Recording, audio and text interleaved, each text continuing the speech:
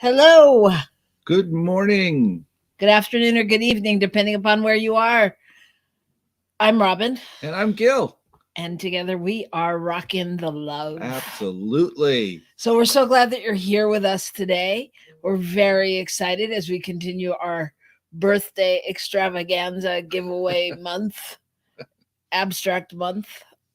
Um, yeah, so welcome. Welcome. This month, what's this month's topic? You remember? I do. Oh, that's good. Oh, it's on the screen. Borders, boundaries, and BS. Thank you, Michael, for putting that up there right away. So that is our theme of the month, and we are Grateful that Savannah was here, Reverend Savannah, to talk about boundaries last week. And we got a lot of feedback from that show. A lot of people listened to that show and sent it to friends. And a couple of the shows have been super popular. So if you're just joining us sporadically, you might want to see that one or the one on grief or Yep, those two are our most popular so far. but you're here today, and that may make this the most popular. So hang in there for our topic of boundaries. So before we get started, you know what to do. If you like us, push the up like button, do all those social media things. You can find us on Instagram and Facebook, and our website at info@rockinthelove.com. That would be an email address. RockintheLove.com would be the actual website. Details. You would have figured that out. It was a test. Maybe there was a prize. You don't know. And technically, today's topic is borders. And I think you said boundaries. I was thinking about last week. Yeah, that's right. That's right. So we're on So the what you're borders. saying is I crossed a boundary? You crossed a boundary and messed up the border. Oh, God. Here we go. Okay. All right. So go. So Boundaries. go. All right. So this is a very hard topic for me. Just so you know, traditionally, we don't talk about this during the week. It's not like we planned it out, in case you couldn't tell. But we come up with a topic and then we both take it away and do our process. And so his process is sometimes different than mine, and he has a really clear vision about this show. So I wanted to talk today about borders and what those are. And part of that has come to me from what's going on in our world, what's happening in particularly in Ukraine, and what's going on in other places around the world with borders of. And when we think of borders, we often think of countries or states or that kind of a geopolitical line in the sand, if you will. And what does it mean to cross a border? What does it mean for a border to be there? And when you're talking about in a political world, in our national world, then it becomes somebody stepping over from one area into another area, from one thing into another. And so that we cross over and we tend to invade someone else's space, which is kind of an interesting aspect. And I just wanted to explore some of that today, because the other thing that came to me is that borders create a container for our boundaries. She's not sure about that yet. But my thought is this, and that is that we have variety of interactions in our lives, variety of areas where we're working with different groups of people, or our our significant other, our family, our job, our spiritual community, or whatever it is. And so there's kind of those borders around each one of those, and within those borders there's a set of boundaries. There's a set of what is it that we want to do, how do we want to be treated within those boundaries, within those borders. What are our boundaries? So I just kind of wanted to explore some of that today. What do you think? Well, you said borders. Oh, right. Borders Create a container, and inside of that we can create our boundaries. but you said inside of yeah, inside of that we can create our boundaries. Okay. Yes. Well, so here I'll just give you my take on it instead of stop trying to read my notes. Instead of trying to find your my loophole in your thing. So because what was curious to me is that you said boundaries, something about that we create, but do we always create them? So what came up for me from this topic is in order to create a box, you have to have boundaries. And how often do we get put in a box? By ourselves sometimes, and sometimes by others, right? So I went to the place of what's it like to be put in a box, because I think this is what society does. I think this is what we do. And so that's where I went with this boundary thing. So the question is, are we put in a box? Is a box a negative thing, or is the box actually the borders in which we can function, in which we can create the boundaries that we need to be loved, to be safe, to be whatever those things are that we need within there? Well, we're not going to, it's not like boxes or boundaries is going to win in this conversation. I think it's a both and, right? And I think it's sometimes society, I mean, quite often society puts us in a box because they're more comfortable that way. Mm-hmm. They can identify it. Even if we just go with like the simplistic thing of checking boxes on forms, right? Or, whatever. I'm not going to start there. Sorry, there's really three people in this conversation. So Who else is here? I'm missing them. there's always another person. Oh, okay. Well, or whatever you want to call it. There's always another voice that tells, well, for me. Anyway, different show. Yeah, so I think, and then there's other times when we put ourselves in the box. I can't do that. I'm too old. I'm too tired. I'm too fat. I'm too tall. I'm too short. Whatever it is, Mm-hmm. So there's all kinds of ways, and there's good boxes and good in quotes, and bad boxes. Mm-hmm.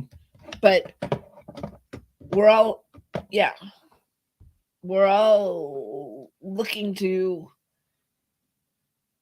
either get in them, out of them, or past them, In right? the box, out of the box, something. Yeah. Woo! So it's funny that you say that, because I actually looked up in the box. I looked up like the definition of in the box, Okay. and one said, or a few. One said, in a bad or high pressure situation in which one's choice or ability to act is limited. In a bad or high pressure situation, it's limited. Okay, so the box limits us, is what that one's saying. Well, can't we always break out of a box? Well, I know, but the idea is that the box itself is limiting us. Right. Okay. And we can always break through it, yes. And sometimes the limit is the thing that helps us figure out where the edges are, and sometimes the limit is what stops us from going where we need to go. Right. So okay, so how do we make that practical? Can you say that again? Can you say right? You said right. You said I was right. And I'm gonna say you will be left. Yes, you're right. Fine. So how do we make it practical? I think that's a really good question, and I was kind of thinking about that. And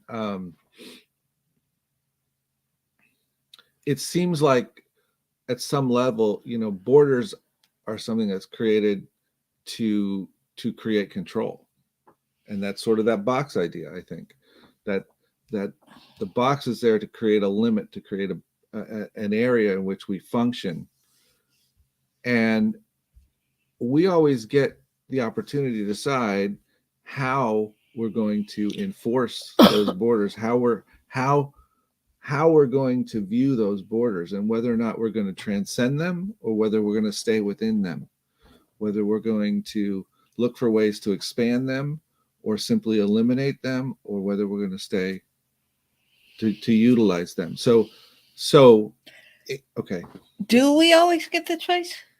I think we do. I think we have the choice. We may not exercise it, but I think we have a choice. Well, we may not know we're in a box. Right. I mean, if somebody looks at me and identifies me as an old white woman, Mm-hmm. who I am, or It's not the really even truth, your box. and it's yeah. Yeah. But that's somebody else putting you in the box. That's not where I'm living from. Right. And that was what I was saying. We have the choice from where we're living from as to how we do that. Yes, we can't control if someone else attempts to create borders around us that don't make sense. Right? Okay. We can't stop that.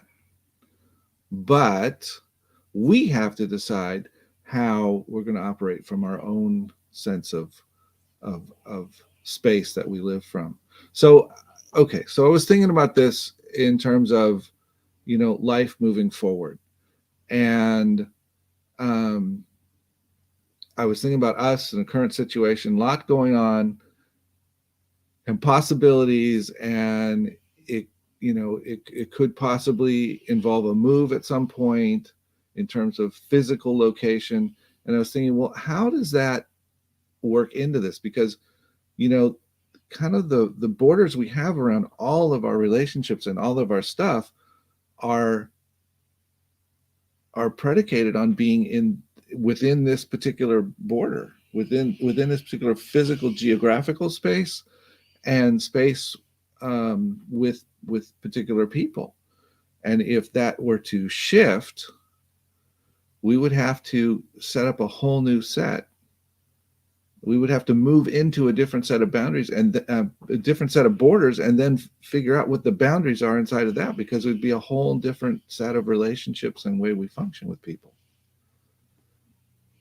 Yeah, and isn't that just life? I mean, Oh, don't we do that in some ways on a daily basis? well, that could be.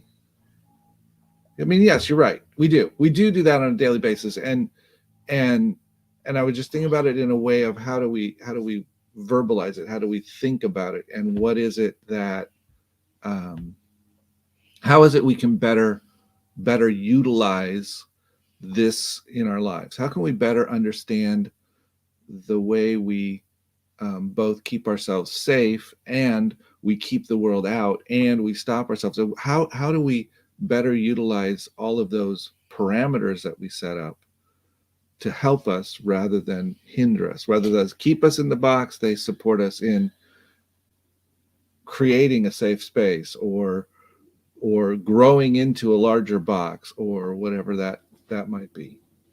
Well, I almost think it goes back to my box, Okay. in that what are we willing to move through? What are we willing to live through? Where are we willing not to have a boundary sometimes, or where are Mm. we willing to put one up? So, you know, making a move even to a different geographical location. If in my head I go, oh my gosh, then I won't come back to where I live now. I won't see my friends. I won't this. I won't that. It's about really recreating and deciding that's not the way it is, or that's not the way it's going to be. So making different provisions. And that's, I think in essence, in my getting out of the box version, getting out of the box has a lot of freedom in it. Mm-hmm. It has a lot of freedom in knowing that you can recreate, and that you really do, you have dominion over yourself. Now I know that's not easy, and sometimes it's scary, but like in the thing you're saying about moving, it's only our ideas, it's only our human mind that's going telling us what we can't do, Mm. Mm. based on somebody else's story. So is any of this discussion relevant? Boundaries and borders, and can we transcend all of it? Do we need to have any of it? Do we need to have it? Yeah. I do think I mean on some level I do think that we need to have it. It and it's a both and at the same time. I mean, I think it's good. For example, take the whole situation that you said, Ukraine and all that's going on. Okay. It's just my belief. This is just my belief, everybody. I believe there was a time when we wouldn't have been this involved and connected to it. Mm-hmm. Mm-hmm. But based on pandemic and everything that's gone on, and we are feeling, I am feeling a lot closer to people around the world because I've been in communication with different people. There's different connections. There's different things happening, right? Mm-hmm. So on some level, we've broken through some of those boundaries, borders, in order to be able to say, not only is war wrong or this, that, and the other thing wrong, but to really feel the humanness of the situation, to really be able to relate. And it's not so much those people or them over there as much as it's a more connected human concept. Yes. And that's that idea of transcending the borders. The borders are getting, we're moving past them in many ways. And we've done it for years. Or yes, and or it's getting out of the box as well, because there was a time when and not a time, there are still people that have their concept of what it is to be Russian, period, end of sentence. What it looks like, who's in charge, what should happen, why, and blah, blah, blah. Or anything else. I mean, it's just like saying, if, there's, if I said I'm Republican, which I'm not, but if I said it, people would go, oh, yeah, well, you must be a white woman. You must be, whatever goes along with that, or, you're any of those things, right? Right. That we have our judgments about. Right? Absolutely. Yeah. Okay, so I'm just going to throw this out to think about a little before we go on our break. Throw it out. Okay. And this is about that transcending the borders, and it takes us to another level of how our world functions. But it says this: commodities such as gold and silver have a world market that transcends national borders, politics, religions, and race. A person may not like someone else's religion, but he'll accept his gold. And I think, isn't that fascinating, that idea that there are certain things that will allow us to look past any of our thinking about whatever the border is, whatever that line in the sand is, and we'll just go right over it. And what is it? Is it something that serves us? Is it something that allows us to get more power in the world? What are the things that allow us to do that? So I just thought we'd throw that out there. Follow the money. Follow the money. All right. Follow your heart. Go get a snack, get it something to drink, and we will be right back here on New Thought Media Network.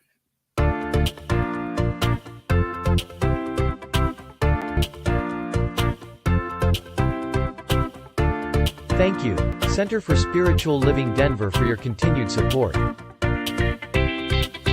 Thank you, Center for Spiritual Living Midtown Atlanta, for your monthly contribution. Thank you, Center for Spiritual Living North Jersey, for your monthly contribution. And please help us welcome Om Center for Spiritual Living in La Mesa, California. Thank you for your monthly donation.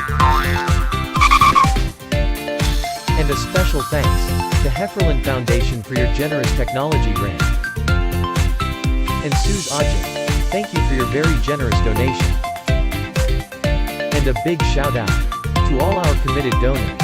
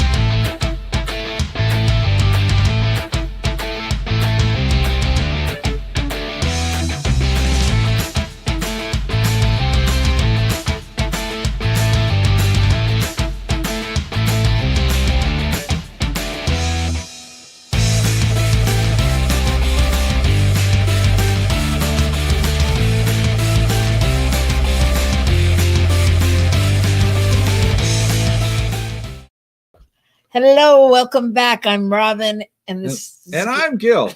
I can say it myself. How do you like that? and we're rocking the love. We're so Absolutely. glad you're here. So feel free to let us know. Put your name in the chat and talk to us. Tell us what you think about borders and boundaries. Today's particular topic is borders as opposed to boundaries, and we're kind of playing with what might be the difference between the two, and more importantly, just this whole idea of borders and boundaries and what it all means. That's why I got stopped, because my head went borders and boundaries BS. Oh my.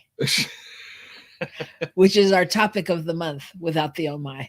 So we were just talking about Gil had just read a quote, and now he's going to read another one, I think. Well, we were talking about we've talked about international borders and things like that, and one of the things this last thing I read by Robert Kiyosaki rather, is that money, that products, gold, things that we want, those markets, those transcend borders, and we know that we see that right now the whole thing, the whole world is trying to shift the market in order to convince Russia to stop doing what they're doing in Ukraine. And we do this in multiple places. We've done it in many different countries around the world where we use economic things. Why? Because the economics are already crossing the border. They're already acting as if there's not really a border there. And if we create the border and make the border, it stops things. And from that thing, we go to the idea that in art and literature, from the beginnings of literature, poets and writers have based their narratives on crossing borders, on wandering in exile, on encounters beyond the familiar. The stranger is an archetype in epic poetry and novels. The tension between alienation and assimilation has always been a basic theme. So this idea of borders, we start to get identified with something, and so when we move outside our border, there's sometimes fear of losing something that we had before. There's sometimes pressure to assimilate, to become like where we are now. There's feelings of alienation, feelings of not fitting in when we move outside of our border. And TC says, being outside the box takes a huge amount of energy. Having boxes to put people in creates a certain amount of security. Being outside the box requires a level of comfort with uncertainty. Yes, it does. It does, TC. One of the things I came to many, many, many years ago was that I needed to figure out how to become comfortable with being uncomfortable in order to live my life. And that has to do with being willing to go outside those boxes. Yeah, yes, I agree. And I think you could also say it the other way around. You could also say being outside the box, it doesn't take a lot of energy. And having boxes to put people in uh creates insecurity, and being outside the box requires a level of discomfort and uncertainty, because I think right. I mean, don't you Okay, think in yeah. some ways it can go either way? Because personally, I choose to say, what box? That's my motto. I'm always like, what box? There is no box for me. And sometimes standing outside of the box, I mean, it would be a lot easier to be able to go, yeah, well, they always, or that's the way they do it, and sometimes it takes a lot of courage to say, no, I'm not doing it that way. That's true. That's true. So, I mean, that's an interesting statement, and it's an interesting topic that way, I think. Well, because I think what TC said is accurate on some level. Yeah. That it is easier to put people in the box and not deal with it. Yeah. It's a matter of not dealing with it. We just create a box that defines the situation, and then we don't have to think about it. And the other side of it is that it also then totally limits who we can be and how we can function and who we can get along with. Right. Well, she says being outside the box within oneself takes less energy. Being outside in society takes energy.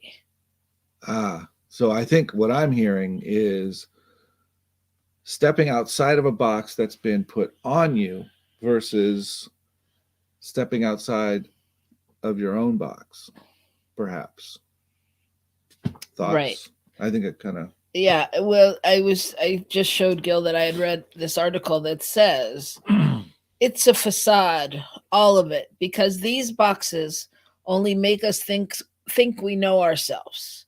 In reality, they are nothing but prescribed societal brands stamped on our souls from birth. That makes me want to take a nap. Yeah, I'm like, wow, thanks for bringing the joy. But it goes to exactly what we've been talking about. It does go to what we've been talking about, and that is, these things that are placed on us, and we talk about this, and we see it in so many ways. We see it in gender definitions. We see it in race definitions. We see it in culture definitions. We see it in all kinds of different definitions, in role definitions, where there's this imposed thing that we are taught in some ways, and also that people just come to expect. And if there's something that's people come to expect on a regular basis, it can be difficult for us to step into the place where we can be ourselves fully and not be concerned about whether that's causing them to have to rethink their world. Yeah. It's interesting. So, okay, again, making it practical. How do we move? How do we get out of the boxes that we don't want to be put in? The rest of this article that I was reading said boxes are put there to make others feel more comfortable, and they do nothing but contain us and keep us small. They make it so we have to justify ourselves a lot. They create barriers, forcing us to adopt an us against them mentality. Society will continue to put human in boxes as long as humans allow it. Mm. And in the meantime, humans will miss out on our glorious humanity. Mm-hmm. and that reminds me of the thing I said the other night, and of the particular thing in King Richard, that we are that mediocrity is uh, is brings, oh, what's the word called, the response of mediocrity to excellence is generally to try to tear it down. That's the idea. And the reason for that is because staying in that space that everyone defines as where you should be is easy, is comfortable, is doesn't challenge anybody. But if somebody challenges that, really you could be more than this, and the way they challenge is by simply being more than that themselves, that creates a very uncomfortable situation. And so those boxes that are imposed in part. I put it on you so that I can be more comfortable being less of a person than I need to be, Well, or I could be. yeah, and I think, I mean, it makes us crazy. It's crazy making, because it's not the true essence of who we are, right? So we get put in this box and we're feeling small, and then we think we're crazy, Mm, mm, right? mm-hmm. I mean, Right. We think somehow we're doing something wrong, or something that isn't okay, when in fact we're pushing through to something that's much bigger. I mean, we're pushing ourselves to expand, right. and pushing ourselves, not so much even pushing ourselves to expand, but allowing ourselves to become who we are. And TC says, when I started therapy and made discoveries by leaps and bounds, I cycled through a lot of friends who met me at one point, and I moved too fast. I moved too fast and wasn't in their box anymore. Oh yeah. And they became uncomfortable. Yeah, right. Right. Right. What was that thing you used to say? Reverend Michael talked about getting on the train. That not everybody's going to get on the train with you. Uh-uh. Oh, okay. Anyway, the idea that when you are committed or you're doing something, not everybody's going to be able to get on that train with you as you go forward. And that's what I heard TC saying. As you move forward and you open up and expand, some people are going to be like, I can't go. I'm not ready. I don't understand it, or I don't want to, any number of things. Well, it's out of their comfort zone. Right. It doesn't fit in, to their box. Yeah, MTC, I totally relate to that, because I think, people, yeah, some people are uncomfortable growing, sometimes, or changing up the way they do things. And yeah, I think for any of us that have gone through any kind of spiritual training, I know that it's common to talk about that, like that, as as you're taking classes, or you're beginning to take a stand on something different, or not react in a certain way to something, you have left your box. You're out of the box, and people are whatever they are by that, intimidated, or think you've changed, and blah blah blah. So again, how do we know when it's time to come out of the box, or how do we know when to stop, how to keep from getting put in a box, or does it matter? I mean, again, I think for me, the key is I don't see any box. So it's like, that's my key. But what do you think? Well, I used to always think that there, that having a box was inherently bad, if you will. It limits us. It's not helpful. And then, I realized that for me, sometimes I flounder when I don't have any walls to bump up against. If I don't have anywhere that says, okay, you got to at least stop here and look at things. Doesn't mean I can't push it, but I at least have to acknowledge it's there and figure it out. And that helps me then create within that space. Now, at the same time, sometimes if I make that box too small, then I can't really fully create. So it's a balance for I think for me and for some people, depending on what their situation is. It's always a movement, a change. That makes sense. Yeah, yeah. So But I go ahead. I was just going to say that again. I think like when you come into the spiritual teaching, or even if you're, you've been in it all your life, I think there comes a time where you question and you ask, like, or you. I think that it's when you begin doing this work and somebody says to you, God is, or spirit is, beauty and strength and courage and infinite possibility and joy and love, and you are all of that. You're like, what? I am, but I don't feel like joy today, but when we begin to really conceptualize and take that in and realize we have this infinite possibility, I think that's scary, because then we start to rail against, what others have taught us. I mean, then we're undoing old work and patterns, and that's a lot to break down the borders we've been put in. Yes, yes. Just a note, when you say this work that we're in, this idea of growing and spiritually opening up to what's possible, and that reminds me of one of my favorite songs, and my shout out to Reverend Leon for singing this one. That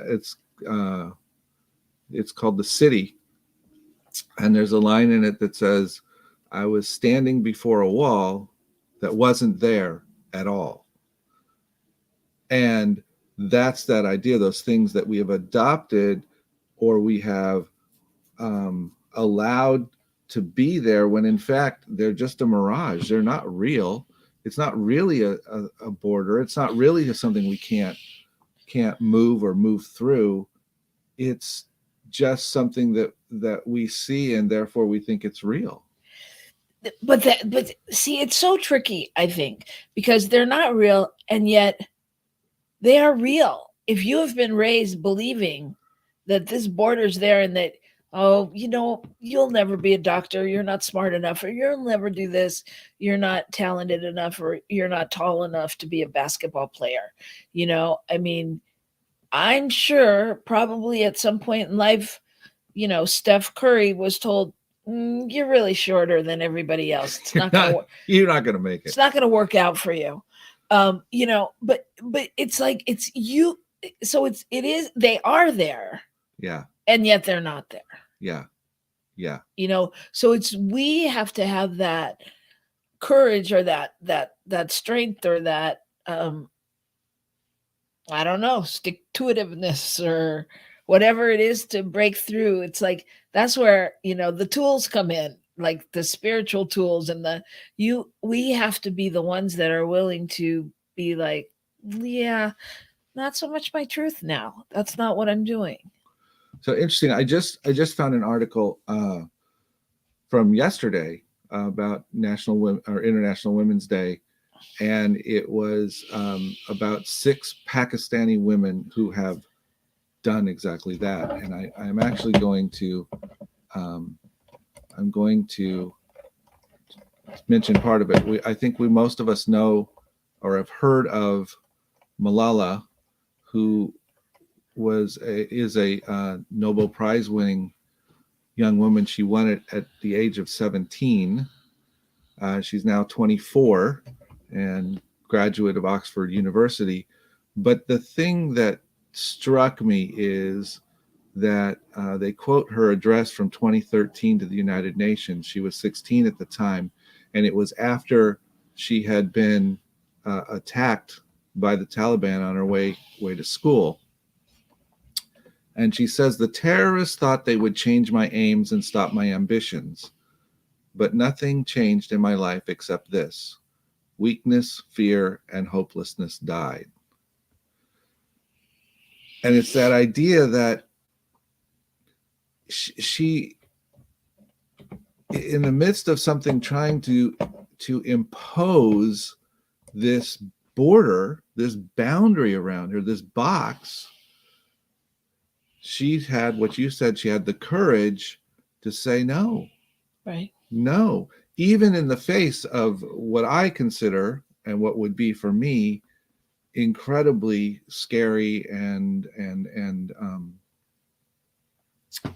challenging, and whatever words you want to use, situation. You know, I don't know what I would do if I was in a situation where that was, you know, the choice between risking my life on a daily basis and doing what I knew was right, doing what I wanted to do, doing who I needed to be, if you will, you know, and that challenges me to go, okay, so how do I do that? Where do I do that? Can I really step up in that way in terms of these borders in my life? Yeah. So think about that. Think about that out there. Where's your border? What can you step up from, on, through? What can you do? Sorry, I'm processing as I speak. And so think about that, and we will be back in a minute right here on New Thought Media Network.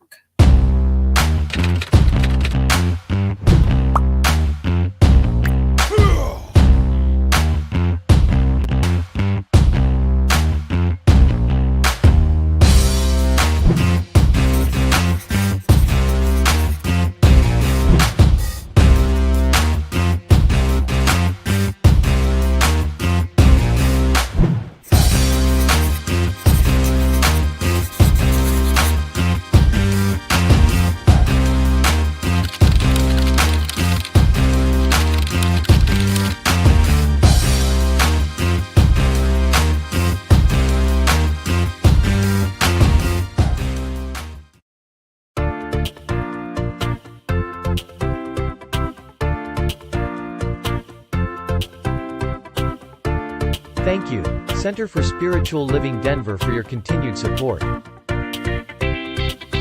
Thank you, Center for Spiritual Living Midtown Atlanta, for your monthly contribution. Thank you, Center for Spiritual Living North Jersey, for your monthly contribution. And please help us welcome Om Center for Spiritual Living in La Mesa, California.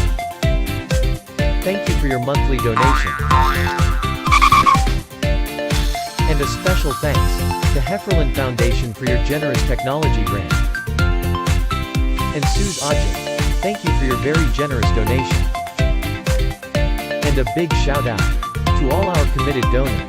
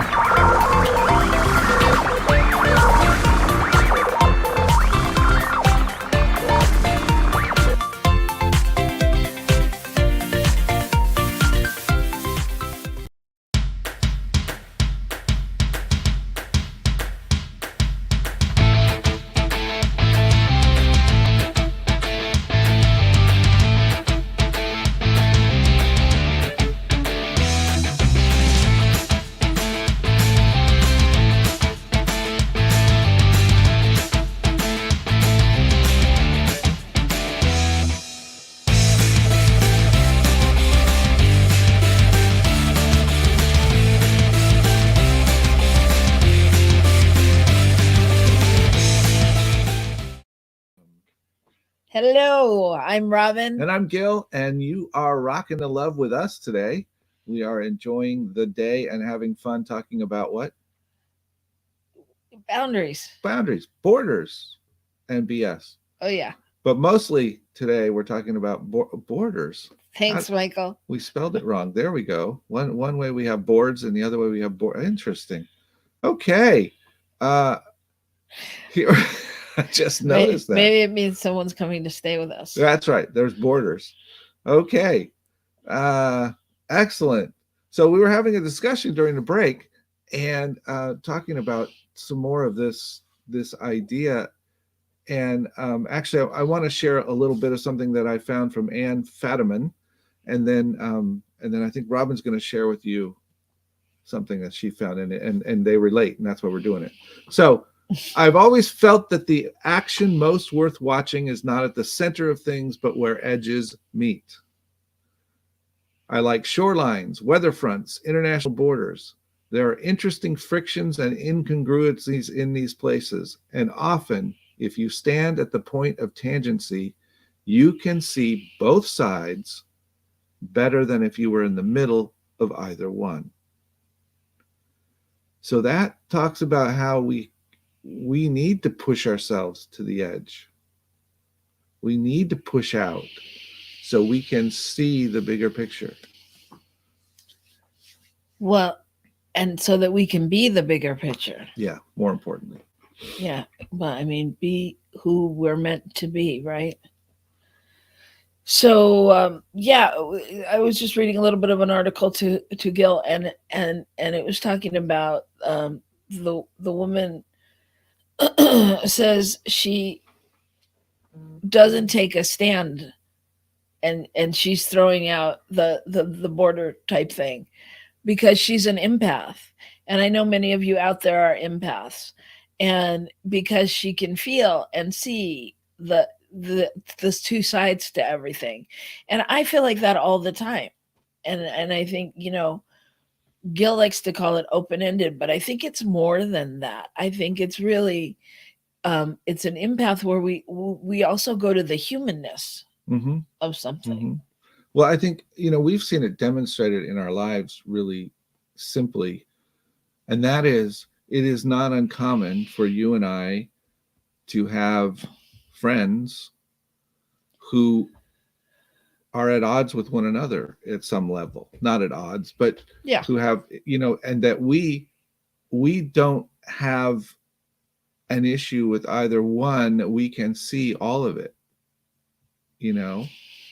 and I think you even better than I included myself because it feels good, but I think you really get that, you really see that in people. Well, it's not, and it's not even that I really see it. It just is for me. Mm-hmm. It is for me. It's like, it's hard for me to see it the other way. It's like, it's hard for me. Nothing is really black and white. It just isn't. Nothing is black and white. It's really coming from that place of all things are possible on some level. And if someone's feeling something, who am I to deny the feeling or their thought or their belief in something? So it's always just going to that place of listening and hearing and understanding. Mm-hmm. Does that make sense? So say a little bit more about that. I think it was really interesting. She just talks about that, things not being black and white, things not being simple. And I like this line: I prefer to dwell in the shades of gray. And I think that's that place on the border where it's not always clear which side you're standing on, where you are, but in that space you can embrace all of it. Yes.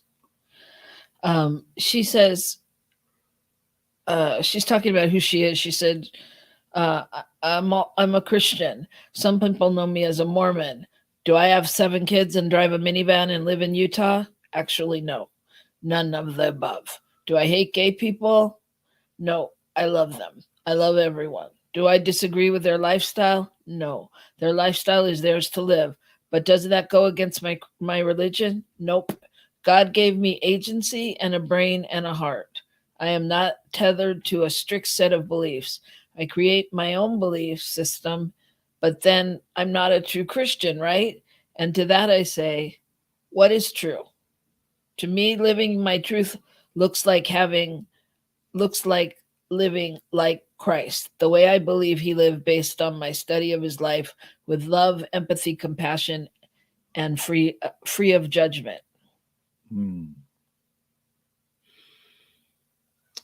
There you have it, ladies and gentlemen. I think that about sums up most of our spiritual quests. We will now leave you and never come back on air again because we've just solved the world's problems. We may have uncovered the key to life, though. All right. Okay. So much is going on in the world, and I know we want to Wait. But that leads us right into next week. BS. We're going to talk about BS. If you caught it in there, she mentioned it already, right in the article. Yeah. Okay. So we will be back next week with BS, and we will inevitably talk more about this, tying this whole thing together of borders, boundaries, and BS. And a lot is going on in the world. We definitely want to send prayers all over the world, anywhere where there's any kind of unrest. And we also want to take a moment and acknowledge one of our colleagues on New Thought Media Network that transitioned this week, and she was very close with our producer, Michael Mangus, who has a show on Friday nights and Sunday nights, and she was on his show, and Reverend Charlette, Reverend Charlotte Stokes Manning. Yeah. There you go. So we just want to send love. We just want to send love. And you know, what I like to say when people transition, and especially, I always find it interesting the times when people transition, you know, and I like to think that they are really just another angel on our team going up to do the work that's needed in the world and taking a bigger play in it, and that they're not really gone. They've become an angel sitting on our shoulder that can be there at any time. So we want to send love. We want to send love to her family, to Michael, to all of her listeners, and everyone here at New Thought Media Network. And apparently, yes, I love the quote that Michael's put up there. It's beautiful. That's exactly where I'm coming from too. Don't let your past defeat you. Put it back up, Michael. But let it teach you. I think is the rest of it. But let it teach you. Well, that's perfect for what we're talking about today, right? Yep.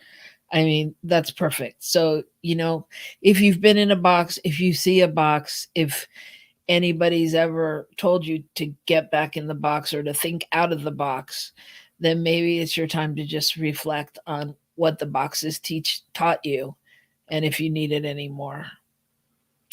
So that's your homework assignment for the week. So some details. You ready for our giveaway? You ready for our giveaway? Not yet.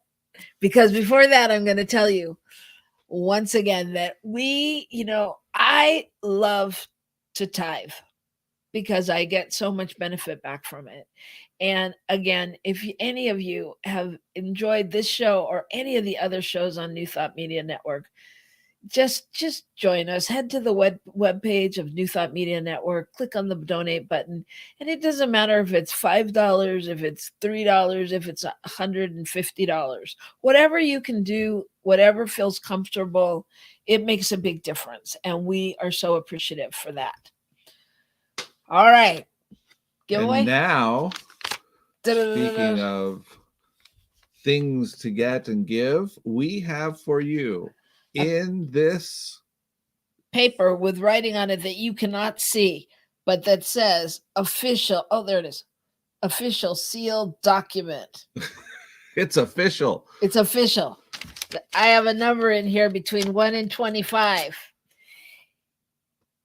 And the person that guesses it and puts it in the chat right now, guesses closest to the number, will receive what? A gift certificate. A gift certificate. We will send them a gift certificate for Starbucks because most people have a Starbucks probably within 3 minutes of them in multiple directions. We're figuring even if you're in another country that Starbucks has made its way to your area somehow. And if it hasn't, we'll get you something else. All right. So the person that's closest. We have, Interesting. we have two people. We have a number 1 and a number 16. Is there anyone else that wants to go with it? Linda's 14. Whoa. Oh, no. It's 15. Well- TC and Linda have both guessed closest. So gift certificates for all, except for that guy that guessed one. We love him though. Hi, Robert. Hi, Linda. See, is this what we have to do? Do we have to give the giveaway in the beginning, or to get you all to I put think your in the names in middle. there? I think in the middle somewhere. All right. So if you will just go to our send us an email at send it to Robin and Gil at rockinthelove.com. And with your mailing address, we will get those out to you, or your email address. We can do it virtually as well. And we're just so excited. We can't wait for next week, because who doesn't like to talk about BS? Everybody likes to talk about that. And we are celebrating our birthdays because we have one in February and one in March. And so we're just enjoying that. In fact, next week, what's today? The 9th? Yeah. So next week I will have had my birthday. He'll be an older individual. I will be not much older, just a little older individual than I am now. So thank you so much for being here with us. We've enjoyed our time. And we'll see you next week here on Rockin' the Love. Rockin' the Love. Thank you.